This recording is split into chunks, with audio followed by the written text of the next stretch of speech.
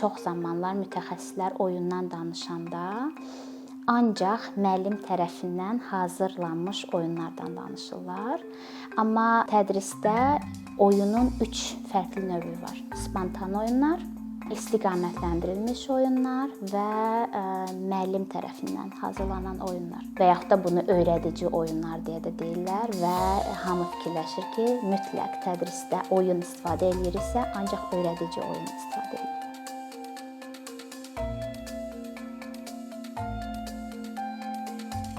Bir çox müəllimlər, son zamanlar bir çox mütəxəssislər, psixoloqlar oyun haqqında danışır və vurğulayır nə üçün oyun vacibdir. Mən bir pedaqoq olaraq təhsildə oyunun 2 əhəmiyyətli nöqtəsini deyəcəm. Yəni uzun müddətli tərəfləri var və qısa müddətli xeyirləri var. Qısa müddətli odur ki, oyun dərs mühitini, prosesi daha şən eləyir və əyləncəli edir ki, bu da öyrənənləri, şagirdləri dərs prosesinə daha çox motivasiya edir. Uzun müddətli isə oyun uşaqlarda özünü idarə edə bilmə qabiliyyətini, sərbəst qərar vermə qabiliyyətini inkişaf elətdirir.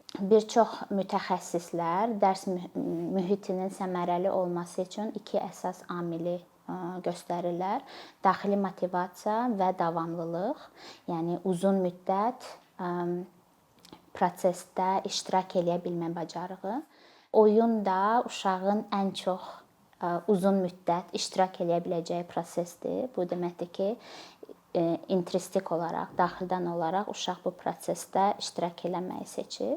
Fin modelinə gələndə, fin təhsil sistemi oyuna böyük əhəmiyyət verir. Hətta bizim kurikulumda oyunun pedaqogikası deyə bir bölüm var və biz müəllimlər oyunun pedaqoji tərəflərini çox araşdırırıq. Nəzəriyyələrə baxsaq, alimlər uşaq inkişafı ilə bağlı developmentalist alimlər oyunla bağlı bir çox təriflər veriblər.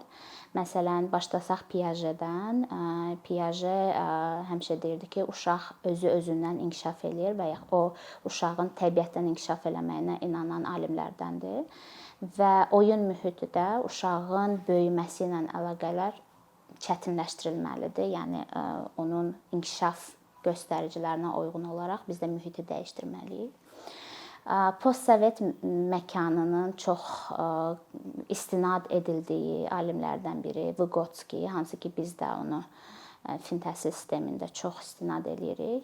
Vygotsky deyir ki, oyun uşağın əqli inkişafının ən pik nöqtəsidir və oyun zamanı uşağın verdiyi qərarlar, yəni problem həllinə yönələn qərarlar onun adi həyatda verdiyi qərarlardan qat-qat daha mürəkkəbdir və bu çətinliklər, o çətinliklərin həlli yollarını tapmaq onun əqli inkişafını daha çox inkişaf elətdirir. Nəinki onu müəllim tərəfindən yönəldilən hansı metodla, öyrətmə metodu ilə öyrətsək. Oyunda uşaq özü, öz daxili motivasiyası ilə onu inkişaf elətdirir. Ona görə də uşaqlara oynamağa imkan vermək, oyunu müşahidə etmək biz müəllimlərə onların inkişafı haqqında xeyli önəmli xammal verir. Çox bu barədə danışsaq da, mən fikir vermişəm, çox zamanlar mütəxəssislər oyundan danışanda ancaq müəllim tərəfindən hazırlanmış oyunlardan danışırlar. Amma tədrisdə oyunun 3 fərqli növü var. Spontan oyunlar, istiqamətləndirilmiş oyunlar və müəllim tərəfindən hazırlanan oyunlar. Hansı ki biz çox sosial medialarda görürük. Və yaxud da bunu öyrədici oyunlar deyə də deyirlər və hamı fikirləşir ki, mütləq tədrisdə oyun istifadə ediriksə, ancaq öyrədici oyun istifadə edilir. Finlandiya sistemində hər 3 metodun qarşılıqlı vəhdədini dərs prosesində istifadə etməyə üstünlük veririk, xüsusilə də erkən inkişaf illərində və böyük əksəriyyət, mən deyərdim ki 80% üstünlük verilməlidir spontan oyunlara. Niyə görə? Çünki bu oyunlar gündəlik həyat tərzinin məşqidir. Yəni bu oyunlarda biz müxtəlif güc strukturlarını, uşaqların öyrəndiyi problem həlli yollarını, onların bacarıqlarını, bizdən öyrəndiklərini müşahidə edə bilərik. Və bu müşahidələr bizim üçün önəmli evaluation, qiymətləndirmədir.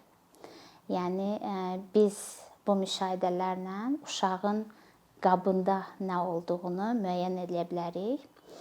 Fin təhsil sistemi uşaq yönümlü təhsil sistemidir və bu sistem uşağın maraqlarını və istəklərini əsas götürür və bu istəklərdən yola çıxaraq tədris proqramı hazırlamağı tövsiyə edir.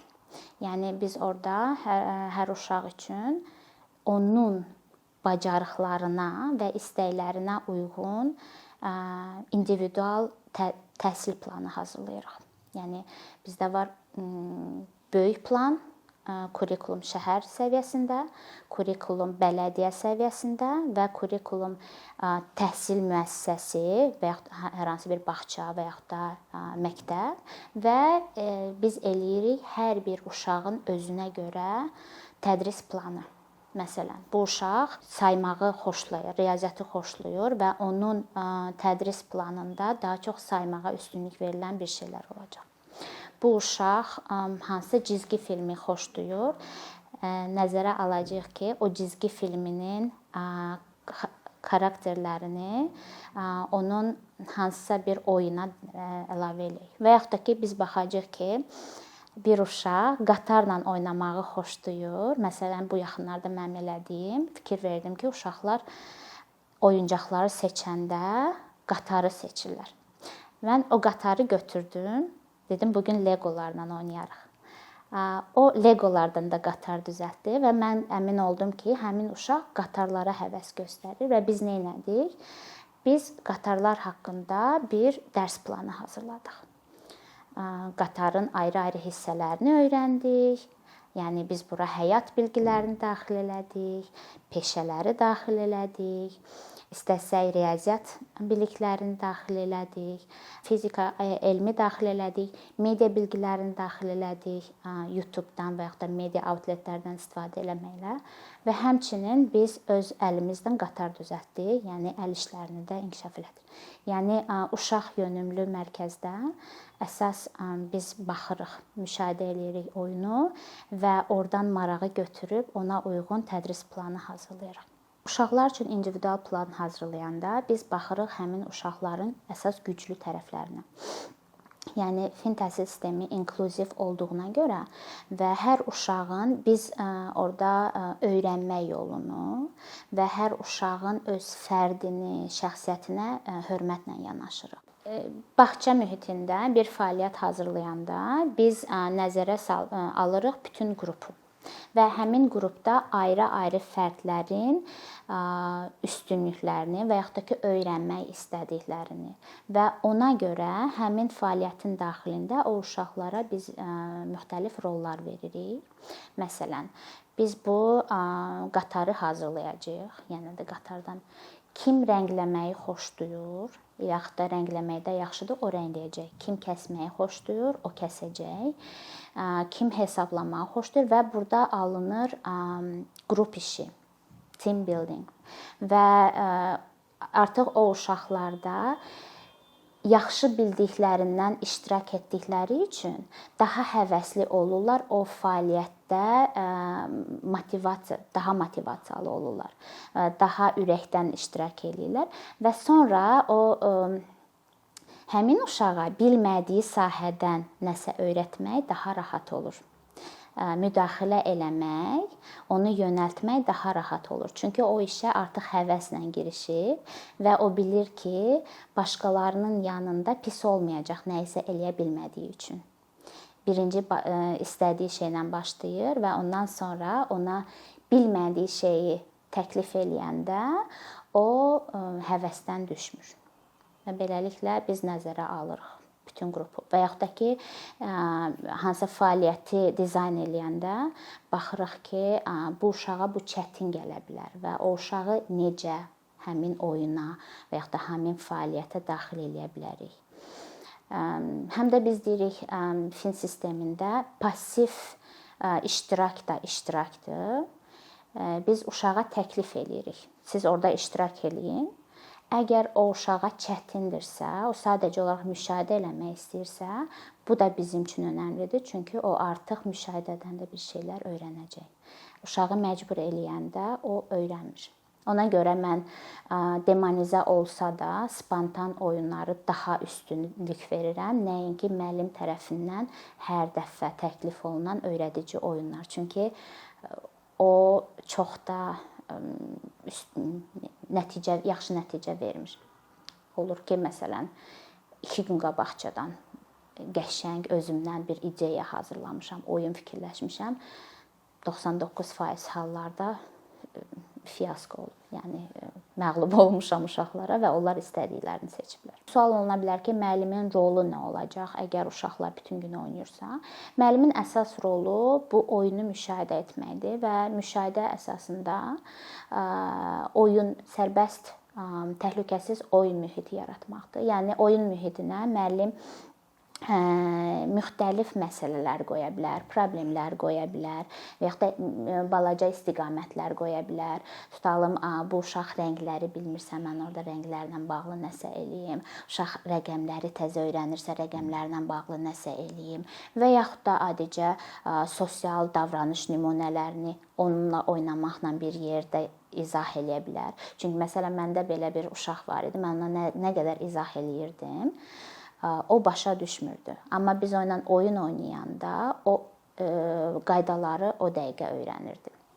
Və yaxud da ki, belə uşaqlar var ki, onlara şəkildən görmək maraqlıdır. Elə uşaqlar var ki, onlar hərəkət etməklə daha yaxşı öyrənirlər. Yəni dərs mühitində oyun uşaqların həm də müxtəlif öyrənmə yollarını dəstəkləyir.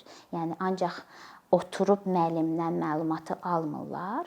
Onlar müxtəlif yollardan o biliyi alırlar.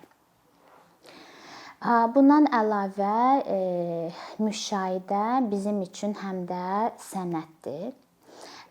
Yəni bu qərb pedaqogikasında müxtəlif müşahidə metodları var və müəllimlər bunu sənədləşdirirlər. Müşahidələr əsasında sənədlər yaradırlar və oyunun müşahidəsi nə ola bilər? Biz fikir verə bilərik oyunun başlanğıcına, oyunun gedişatına və oyunun sonlandırmasına. Və bu bizim üçün uşaq haqqında xeyli bilik verir. Məsələn, oyunu başladı, əgər oyuna sərbəst başladısa, qaydaları əməl elədisə, bu deməkdir ki, uşağın əvvəlki bilikləri var. Yox, gedişatda da biz fikir veririk, o problemləri necə həll eləyir, necə fikirləşir, başqaları ilə necə davranır. Biz artıq ona görə biz uşağın xarakterini müəyyənləşdiririk, uşağın bilgilərini müəyyənləşdiririk, harda zəif nöqtələr var, onu müəyyənləşdiririk ki, biz ona əlavə dəstək necə verək. Və oyunun tamamlanması bizim müasir dönəmin ən əhəmiyyətli dediyimiz deadline. Oyunun sonlandırılması da bir çox məlumat verir bu barədə. Yəni uşaq özündən sonra oyunu təmizlədi, yerinə qoydu, başqası ilə paylaşdı, axıra qədər oyunu oynaya bildimi və s. Bu artıq bizə uşağın emosional, sosial inkişafı haqqında xeyli məlumat verir. Və müşahidə zamanı müəllim oyunda iştirak da eləyə bilər, iştirakçı da ola bilər, kənardan da baxa bilər. Yəni əgər oyunda iştirak eləyirsə, müəllim artıq burada instruktor rolunu oynayır, yəni istiqamət verir. Oynaya nələrisə öyrədə bilər. Əgər kənardan müşahidə eləyirsə, yaxşıdır ki, müəllim müdaxilə eləməsin, ancaq qeydlərini aparsın oyunla bağlı. Və çox önəmlidir ki, biz oyun prosesində, müşahidədə ən çox prosesə, gedişata fikir verək və nəticələrə çox köklənmək. Məsələn, oyun tipli metodika həm də rəsmin çəkilməsi, kitab oxunması və sairəndə aid edə bilərik. Bizim öyrədici oyunlar çox vaxt nəticəyə yönəlir.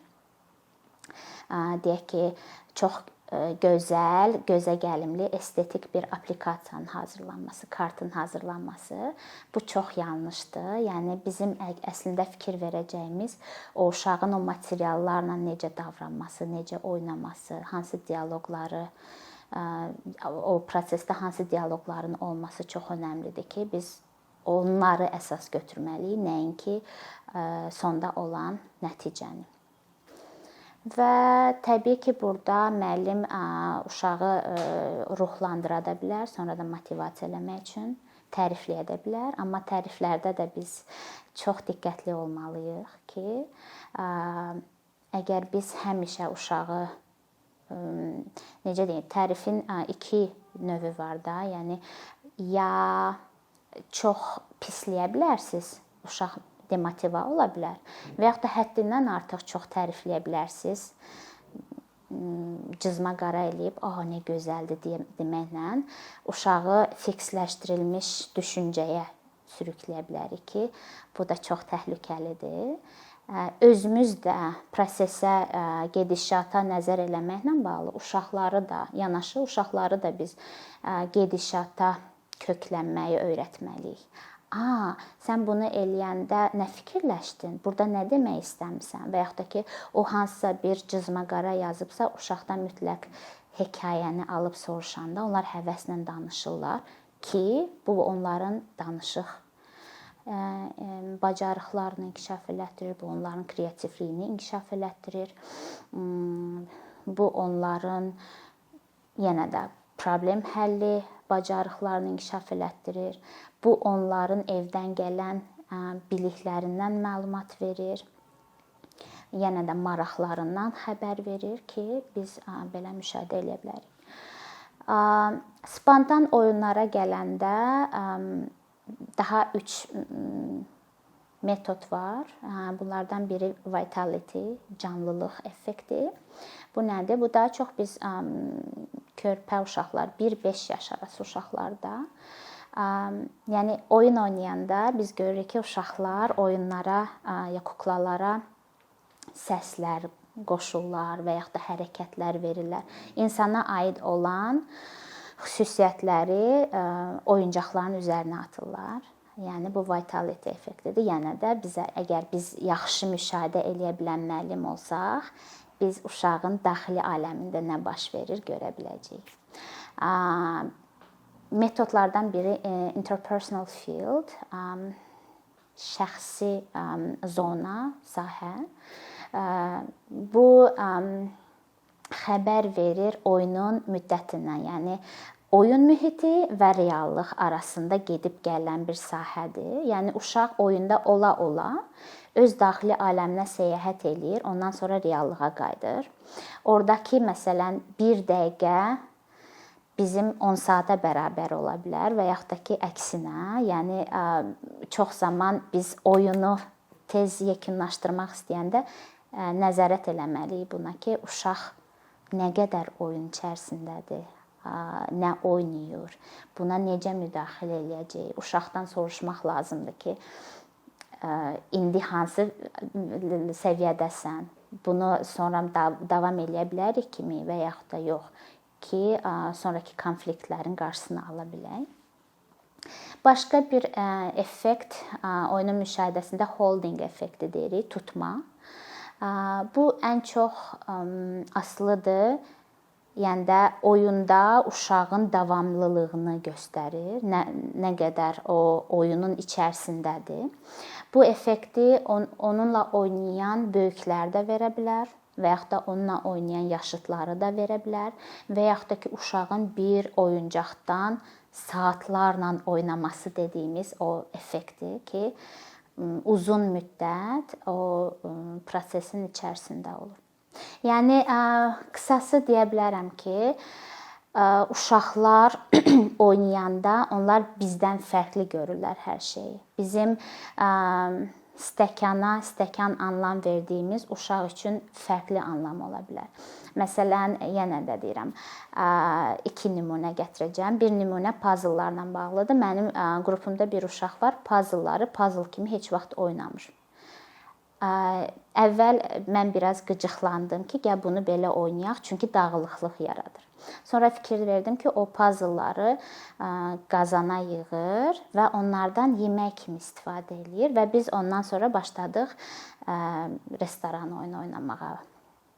Və o artıq, çünki bizim uşaqlar fin dilindən gəlib ingilis dili öyrənir və ingilis dili öyrətmək daha üstünlük təşkil edir bizim bağçada. Və biz başladıq o puzzle hissələrinə adlar verməyə və beləcə o oyunda başladıq sözləri öyrənməyə. Və yaxud da bir səhər bizdə 8-dən 8:45-ə qədər sərbəst oyun vaxtıdır, səhər yeməyindən əvvəl. Və biz orada müəllimlərlə belə qərar almışıq ki, uşaqlar yığışdırmağa çox vaxtı getməsin deyə biz özümüz oyuncaqları seçib veririk, hansılar ki, uşaqlar uzun müddət istifadə eləməyib. Mən parçalar qoydum. Mənim aləmimdə mən fikirləşdim ki, uşaqlar o parçalarla rəqs eləyəcək. Çünki bunu biz belə göstərmişik. Amma onlar nə etdilər? O parçadan piknik mühiti düzəltdilər. Yəni bir parça olmuşdu dəniz, bir parça olmuşdu hovuz, bir parça olmuşdu uzanmaq üçün yerlər, bir parçada olmuşdu piknik ədyalı və onun üstündə yeməklər yeyirdilər. Və mən kənardan durub baxan, ondan sonra tonqal qaladılar və s. və ilaxır. Və o çox önəmsiz parçalar o oyunda çox əhəmiyyətli idi və o uşaqlar demək olar ki, 40 dəqiqənin 40-ını başqa oyuncaqdan istifadə eləmədən o parçadan istifadə edirdi.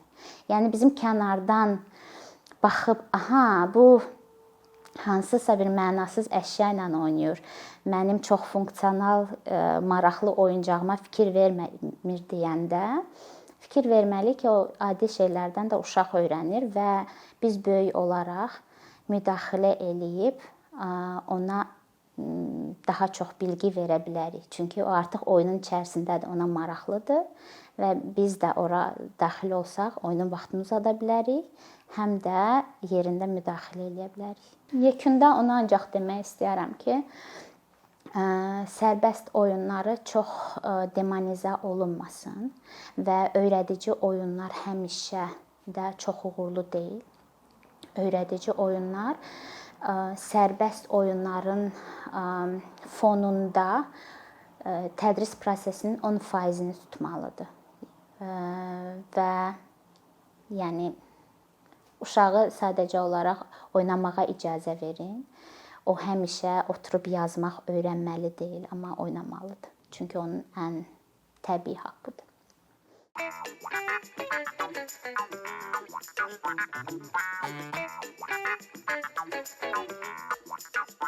Thank you.